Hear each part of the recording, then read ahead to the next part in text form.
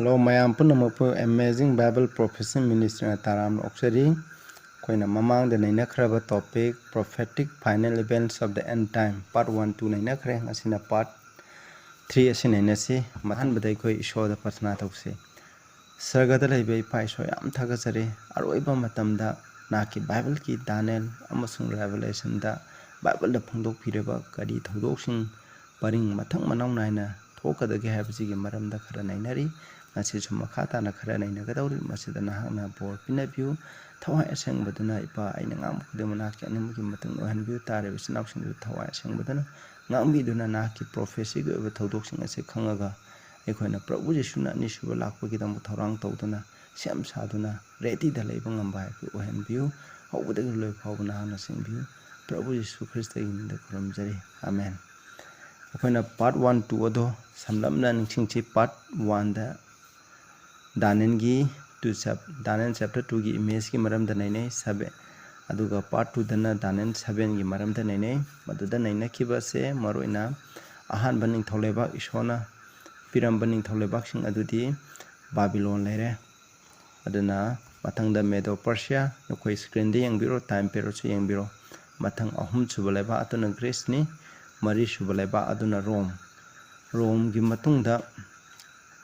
mathang da kanala ai Rome de tara thona khaido matung da little hole haidi papacy antichrist power silai magi matam na 538 tegna 1798 haiba perot asigi matam asineba masi ekhoina mamangi part 1 2 da ekhoina samlamna neina khare koi 1798 ka ki matam da ekhoina krai chakhane habdo ko yangse duga ngasina maroina the time of the end Aroiba matam hase Karamba sahidagi Karamba tangkaktagi hobani habjigi maramda ekhoina muk Bible gi khara yangmanase ekhoina ahanbada masida sanction ringi mamanda ekhoina kawroida base Daniel chapter 2 7 8 amasung 11 haribase parallel prophecy neba habadi makoise chap manaba adubu amadagi amadana khara henba amadagi na khara ama henba Bible ndadi ekhoina repeat and enlargement amu khalaga hena sandona takwa karigumba hiram amma Bible da amuhna piba habje karigino hena ekhoida khanganingai bab taningai gidam detail guloina na pibne habje neba masinebo masije ekhoina samlapna amutang yengminase ekhoina Daniel chapter 2 aduga 7 11 da ekhoina yengko Daniel chapter 2 da ekhoina khange madudi sanagi mako haise ekhoina sanai Daniel chapter 2 gi sanai gi mako asi kari leba pu khangnei Babylon 605 tegina 539 BC na koi chart da phadana yengbiro aduga Daniel chapter 7 da masi nongsa haina khangnei ba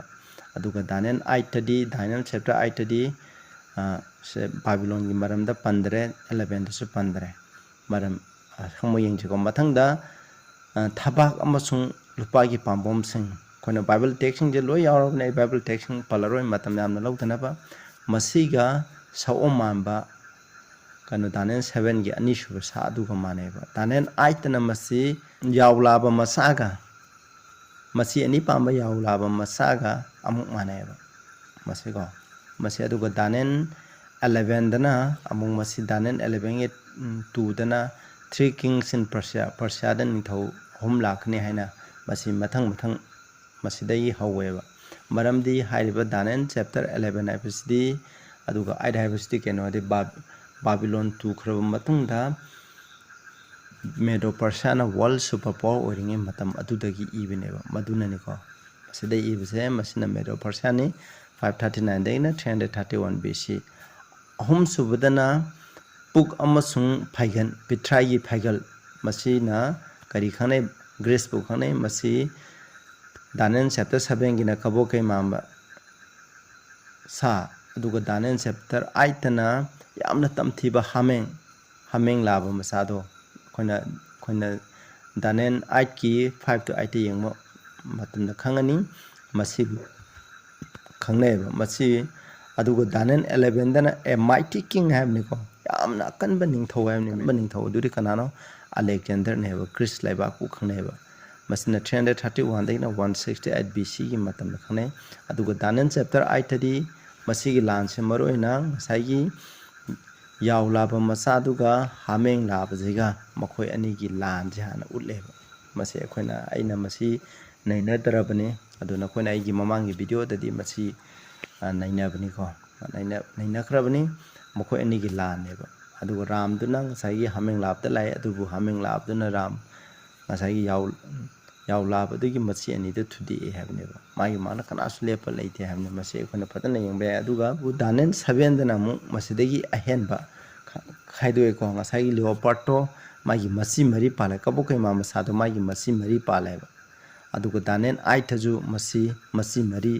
are 4 notable one cycle pai di ahambagi raboto sire adu matungda mari tholai habne ba masi ko masina tai di kaino kanda masina Alexander gi general mari adubu aikoina khangne ba aduga danen khone 11 dana mu masi je masi gi danen 11 gi 3 to 16 da palib se maroina hairiba Alexander gi ning tholai bak se mari thom bodo ani kha khaido khreba hairiba ani duri king of the north aduga king of the south haigina Egypt adu king of the north haigina Assyria Egypt natraga Syria ko hairiba maroina Babylon bu control toriba lebak to neba makhoi ani je ani gi lan ngakta thengnarame ani gi lan du ngakta 11 3 de gina 16 phau je moi ani gi lani and king of the north haigini king of the south haigini samaina aduga khoina khanggadawdi ningthau ama tugarani khoina ningthau Egypt ju ningthau paladi ma tugaradi ma gi motion ba among lakani mathang adugi series adubu khoina khangnei aduga mathang da mu yengtiko legs of iron sina karibu khangnei leg of iron siga the great and terrible beast dan 7 gi 7:19 aduga danen aikina machi apik pomasi gi sakti asiga maneba aduga danen 11 dana Rome na Babylon bu conquer tawbo matamda masibu king of the north hadi awangi ning thau haina khangneba sina awangi ning thau aisina kana khangne pagan Rome asibu khangneba pagan Rome asibu khangne adamai gi khongsa tara pale khongsa tara asina karibu khangnei haba matamda Rome do tara thona khaidok pudu khangneba aduga danen chapter 7 dana masi kariga changdam nai habada magi masi tara aduga changdam naiba aduga danen 8 amsung 11 dadi masi gi maramda thoidona pandre aduga masi bu khangne hoina aduga mathangda amu danen sida danen 2 gidi loikhre ko adugi matungda khoina nung tarakpa aduga nung leb hai aduga masigi marak asida khon chapter 7 dadi amu ubo phange nung tarak thingi marak aduga nungi ning tholai bak to lak tingi marakta apikpa masi ama tholeba hairiba masi khoina little hole aduga danen chapter 8 na masigi ani ko little hole masi little hole asibu khoina Papal Rome hadi Roman Catholic Church bu khangneba aduga danen 8 di little hole jina ani mapu pulap ani mapu khoina khangnei mokhoigi ningtholeba ani je masibu sangdamna baje masi ani mapu represent taweba akhona masina ani mapu khangnei aduga little hole ko masina danen 11 dana 40 dena 45 je king of the north aduga south je masigi matamdadi Roman Catholic Church ki matamde aduba khoina khanggadabna king of the south danen 11 king of the south hadi Egypt haibale bakhi de dum maji leng dena lay hojik phawba maji khana na sum thattabida mangdabida dum taina mamang gi Moses ki matamdaina hodi phawbada layeba magi de lay adubu aroiba matamdadi mana prithvi gi oiba karigumba sakti dadi yaude adubu magi magun amade khoina naineba danen 1140 to 45 ko masina Papal Rome ni 538 na 1798 ki matamda aduga danen chapter 7 da mu adugi matungda judgment wayan bagi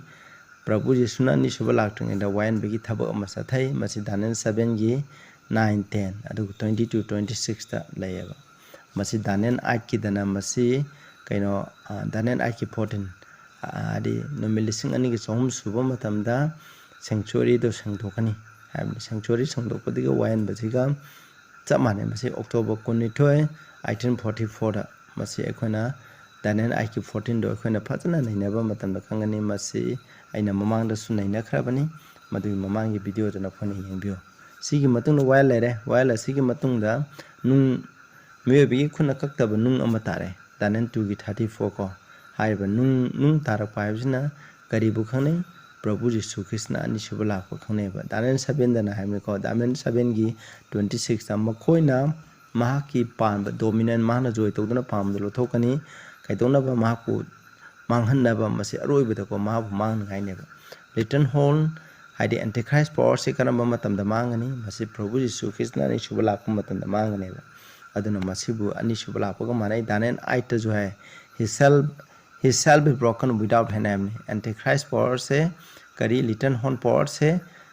khud yaudana mahabu mang ta kane amne maramdi Prabhu na ni subala ko matanda khud na hatte maki sindagi tholapo wahi maki mangana hatpaneba hairiba ani subala ko jere antichrist power se hatkani Daniel 11 ki 44 dana sidai ko Aroiba but the tidings out of the east and the north shall trouble him hadi nong polom degi lakpa tidings hadi pau apabo pau hadi masi nong polom degi lakpa pau hadi Prabhu Jisu na ni subala ko lakpa je nong polom degi lakpaneba aduga north shall trouble him nong pom so nong se lakpa masina mabu north haibse bible gi matung na di ishogi laisang leiba mpham aduga sangthaneba ishogi laisang leiba mafam adune sarga da ju north side te ishogi laisang lei madudagi tholaga mana nong polom da lakadabni masi second coming masi maram da je khoina bible text mayam naina be ko adu samna aina yenga bane snausing aduga mathang da nungi ning tholeba lai masina jengbiro aduga masigi Daniel 7 dana the everlasting kingdom have lomana deba ishogi ni tholeba se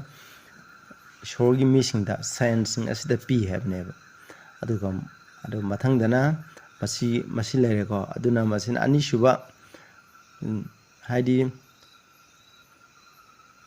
ani shuba la khujina antichrist power bu mangi have je khona second Thessalonians 2 gi aita na khoina pa ba matam da man of sin the wicked shall be revealed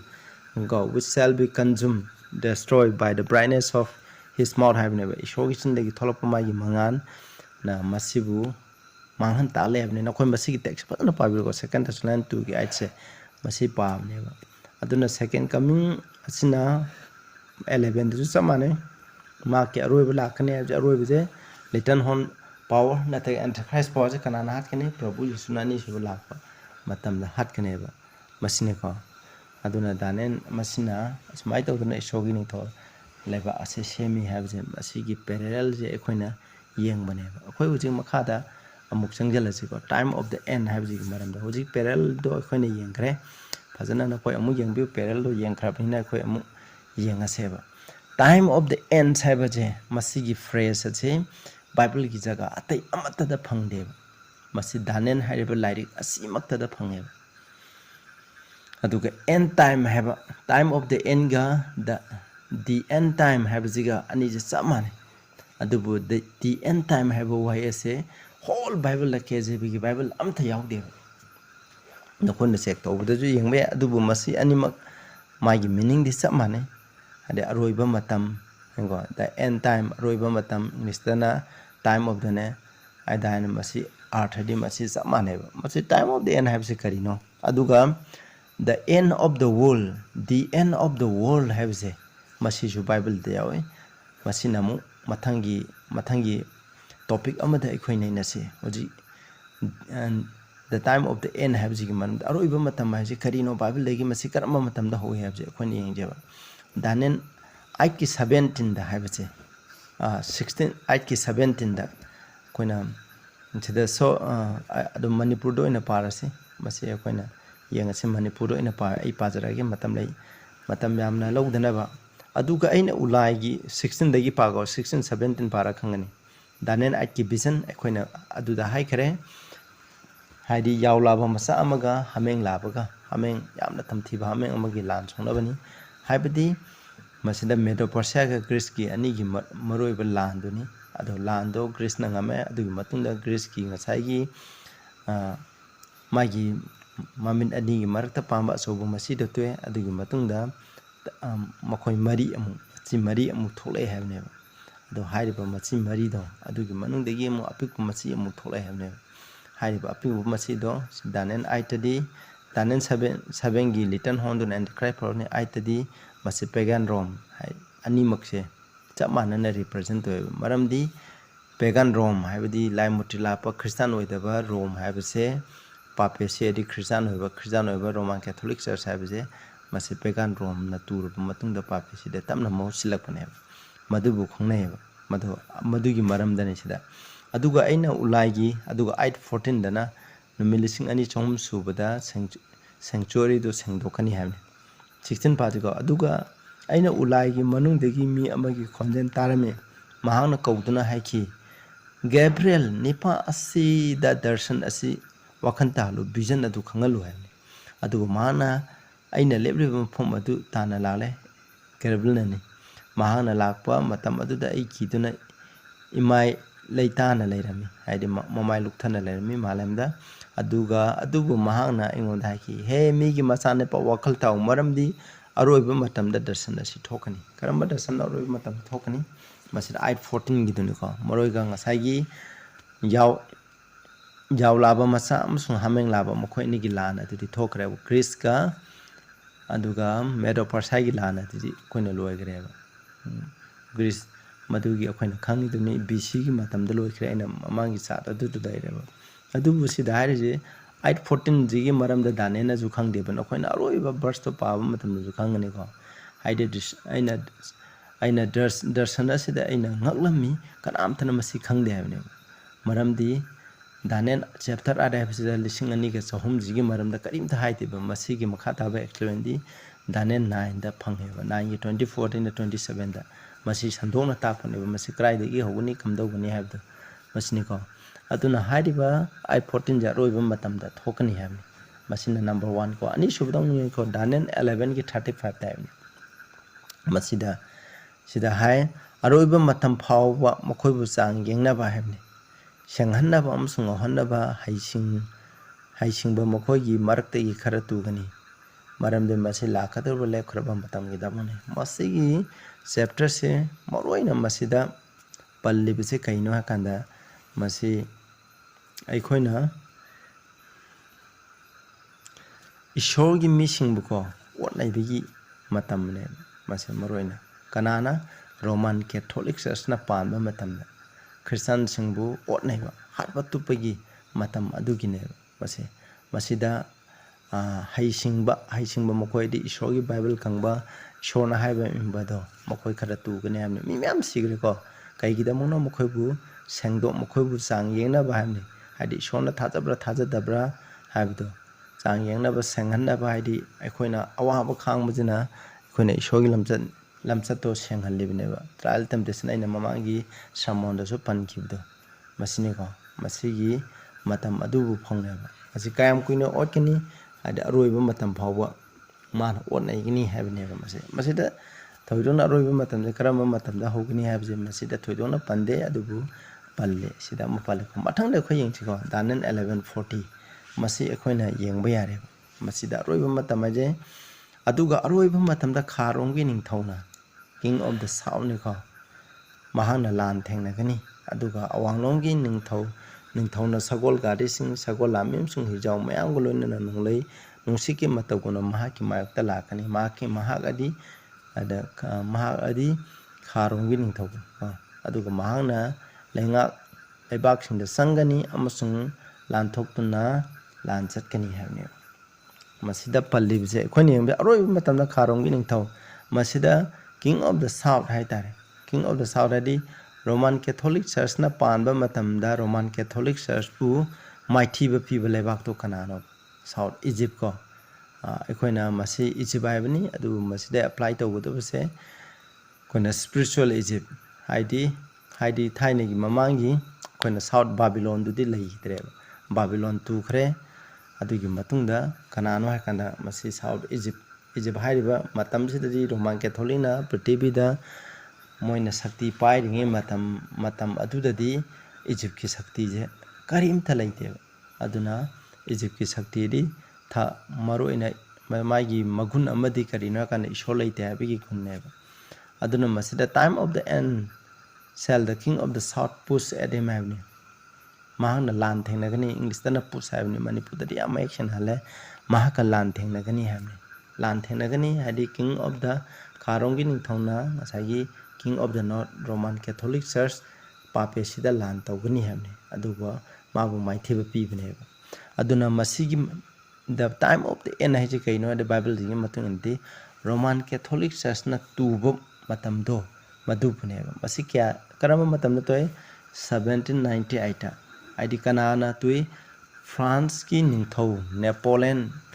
Napoleon ki general Bertrina koina Vatican city da laga Pope si je capture toroga France ki balance haibam from the loi thabne adu matamda Roman Catholic Church na 538 na 1798 ki matamda Europe ta leiba Christian singbu tumna hatpa makoina haiba takpiu yadaba ina Fox books of matters da li bo wari myam do maduni ko Roman adi pagan Rome na amu Christian sing hale Rome na halaba matungda amu kanana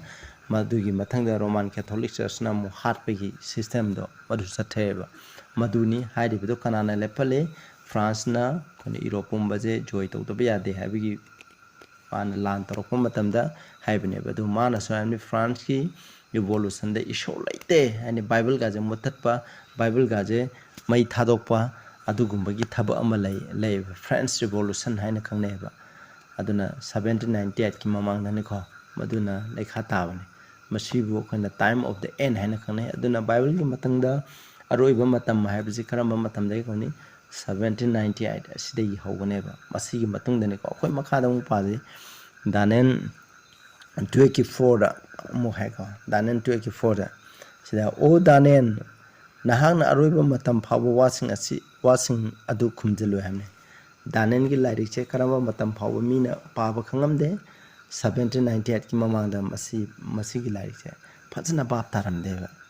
khumjelu amsung lairi asi sumnamu mi mayamna hangaranda chengani amsung khangbe hengalakani hamne masi chumnam baje karamba matambo Aroiba matam habdi 1798 ki matam asaibo hairib laik che chumnam jale madugi matungda min hangalanda sala gyan hangalakani ni aduga William Miller nasu mana Bible naina ba hobase Daniel gi lairika je phajana khangdena Daniel chapter 2 7 ga matang naina ba horpose karina kana maju 1798 hadi koina 18th century hobo matam dane ba moroina mana kanna wapok sanda bche 1840 side gi hore 40 dagi na 42 43 44 44 gi October 22 da Prabhu Yesu lokhista lakhna mana study to matamda Daniel aki 14 je aji numil lising ani gi chom subda sanctuary singdokane amni sanctuary je mana kari ne na loro mi prithvi ne na laweba adubu mana Hebrew aba laise pade adubu sanctuary have je laisangni ishogi laisang sagada me begi khunda samba nataba isho masamona linkhatpa laisang ama lei havne masi singdopagi thabak tuneba adubu mana khanbana prithvi je sanctuary ni aduna prithvi se singdokpa je ani subala singdokani havne adubu mana toromba magi prediction masi khuho tinge loina chummi ko adubu mana soiba je art sanctuary je art ni haina lobuje madune aduna madugi matungde Bible ki prophecy Daniel revelation jinge patana misina nainaraga khangba hengkan paje hengkaleba ro scientific knowledge jo 1798 ki matung saida ngakta loina ma bigyan singe koina chawkhalak paneba na koina thajadraga di na koina Google da natraga WhatsApp meta da na koina natraga ChatGPT da na koina hangba matam da scientific ki kari invention discovery sing lai habje na koina yengba yaiba masi moroina 18th century ki matam ngakta adubu sidar maruina Bible da palibasiti kanano knowledge shall be increased adi hangalanda chengani amusung khangbe hengkalakni gyan hengkalakna je keno Bible ki gyan dineba prophecy maruina prophecy Daniel revelation masigi gyan je masidagi khangba hengkalaki hamne aduga aroiba text panbje time of the end have che Daniel 12:9 ni ko man hai go thy way nangi lambi de chalo man hai ki na ki lambi de chalu Daniel maram di arobi ki matam phaba wasing asi lolabani amsing chum labani hai Daniel na mana khangna bhonarame ba Daniel na hinamba matam jidi aikhoina Medo Persia gi ahoba sahi Babylon gi matam koina 605 pegina 539 sigi matam saidane ba BC gi matam ne ba dubu thokda ba thokdokti masigi matung sahi kya gi matung dano masidi ꯑꯩꯈꯣꯏꯅ ꯆꯍꯤ 2,500ꯒꯤ ꯃꯇꯨꯡꯗ ꯊꯣꯛꯀꯗꯕꯅꯦ ꯑꯗꯨꯗꯤ ꯗꯥꯅꯤꯌꯦꯜꯅ ꯃꯥꯅ ꯈꯪꯅꯕ ꯍꯣꯠꯅꯔꯒꯁꯨ ꯀꯥꯟꯅꯔꯔꯣꯏꯕ ꯃꯔꯝꯗꯤ ꯃꯉꯣꯟꯗ ꯀꯔꯤꯁꯨ ꯀꯥꯟꯅꯒꯗꯕ ꯅꯠꯇꯦ ꯃꯥꯒꯤ ꯀꯥꯟꯅꯕꯕꯨ ꯖꯦꯔꯨꯁꯥꯂꯦꯝ ꯆꯍꯤ 60 ꯃꯤꯅꯥꯏ ꯅꯩꯊꯥꯡ ꯑꯣꯏꯅ ꯕꯥꯕꯤꯂꯣꯟꯗ ꯄꯨꯕꯁꯦ ꯃꯁꯤ ꯀꯔꯝꯕ ꯃꯇꯝꯗ ꯍꯟꯒꯅꯤ ꯍꯥꯏꯕꯁꯦ ꯃꯁꯤ ꯈꯪꯕꯁꯤꯅ ꯀꯥꯟꯅꯕꯅꯦꯕ ꯑꯗꯨꯅꯅꯦ ꯗꯥꯅꯤꯌꯦꯜ ꯁꯨꯝ ꯅꯝꯁꯜꯂꯣ ꯅꯪ ꯈꯪꯒꯅꯨ ꯑꯗꯣ ꯑꯔꯣꯏꯕ ꯃꯇꯝꯗ ꯁꯨꯝ ꯅꯜꯂꯣ ꯑꯗꯨꯒ ꯑꯔꯣꯏꯕ ꯃꯇꯝꯗ ꯂꯥꯛꯄ ꯃꯤꯁꯤꯅ ꯈꯪꯒꯗꯕꯅꯤ ꯑꯅ ꯃꯁꯤꯗ ꯍꯥꯏꯕꯅꯦꯕ ꯃꯁꯤꯅꯤꯀꯣ ꯑꯗꯨꯅ ꯑꯔꯣꯏꯕ ꯃꯇꯝꯗ ꯀꯌꯥ 1798ꯗꯒꯤ ꯍꯧꯏ ꯍꯥꯏꯕꯁꯤꯅꯦꯕ ꯁꯤꯅꯥꯎꯁꯤꯡ ꯑꯩꯈꯣꯏꯅ ꯀꯥꯎꯒꯨꯝꯁꯦ 1798ꯒꯤ ꯃꯊꯪꯗ ꯀꯔꯤ ꯏꯚꯦꯟ ꯕꯥꯏꯕꯜꯅ ꯍꯥꯏꯔꯝꯕꯒꯤ ꯃꯇꯨꯡꯗ ꯀꯔꯤ ꯏꯚꯦꯟ ꯊꯣꯛꯏ ꯗꯥꯅꯤꯌꯦꯜ 8:14ꯒꯤ ꯅꯨꯃꯤꯠ 2,203 ꯁꯨꯕꯗ ꯁꯦꯡꯆꯨꯔꯤ ꯁꯦꯡꯗꯣꯛꯀꯅꯤ ꯍꯥꯏꯔꯤꯕ ꯏꯚꯦꯟꯁꯦ ꯃꯁꯤꯒꯤ ꯑꯍꯧꯕ ꯇꯥꯔꯤꯛꯁꯦ 457ꯗꯒꯤ ꯍꯧꯕꯅꯦ ꯑꯗꯨ ꯑꯣꯏꯇꯥꯔꯗꯤ ꯑꯩꯈꯣꯏꯅ ꯀꯥꯜꯀꯨꯂꯦꯁꯟ ꯇꯧꯕ ꯃꯇꯝꯗ ꯃꯁꯤꯒꯤ ꯂꯣꯏꯕꯁꯦ 2,203 ꯂꯣꯏꯕꯁꯦ ꯑꯩꯈꯣꯏꯅ October 22 1844 masi mokhoi Hebrew da Day of Atonement Price ki numit habje mokhoi gi thaban lunar manne mokhoi gi maitei gi thabang chamane jihudi sina hariba 1844 is the gi 7 man gi 10 days je karamba matam da tai mokhoi gi Day of Atonement pangthok numit se kari numit da tai na hotpa matam da October 22 1844 chap chana tai maduda khonda sauga gi sengchuri sengtoni ngai gi dama Prabhu Yishu Krishna magi aseng mafamda satking changi habje koina Hebrew chapter 9 da nakoina paade khangani 8 da su paabne Prabhu Yishu Krishna mina semba na sangde adugo ishona linkapa sanctuary adunda mag masamaki I puduna sangi habne masi adugo kanagumba protection isna opportunity leba protection kanamtana masigi doctrine je tabide takte maramdi masi aran bani haina khalleba maduni ko smai tawdana end time ase aduna 1844 da lai aduna khoina mathangda mu saitan gi target chi karamba matamda lakhani haiba matamda khoina revelation 12 ta khoi naina seba kari saitan gi plan je leibra du maramda nainamna se tabiri bang hoi kana missing hanba khoina matangi final event gi 1 2 do na khoina padraga di masi kara khangda be ai ko anobu missing gi damakta ju hanba taba missing gi damakta ju profession na khara khangda be ai adu mapu ishoda kanna prathana tabaga khangna bonasi aduga tabiriba mayam du shona bopi wasnu anobu mi wargadi subscribe to view share tawba copy nu marup singna subscribe to view share to view mapana aigi subscriber asu khara hendere aigi famdadi mi khadang chawga dang yengal su sam dang yengal su yankai dang yengal su ishogu hai taraga hairiba tumda loksalaga punna saga sapa phangba habse mase aigi kwai harau jabani mi amana thawai amakha kanba habse thawai amagi mamalje malen prithvi asine asigi mamandagi hitna yameba aduna madugi thawai amtang oisu kanba ngamadi sagada saminaba phangnagati habigi pandamda aina channel asi aina channel asigi mapane shoyo pop sandok chabani tabiriba da bopi bisno patna raw sagada lebi payam thaga chale roi matna kari thodok 1790 gi matangda kari thodok thokni amsung habsigi maramda khoine nakre tari bisna option tu nana bopi view Prabhu Yishu Krishna gi mili kurum jari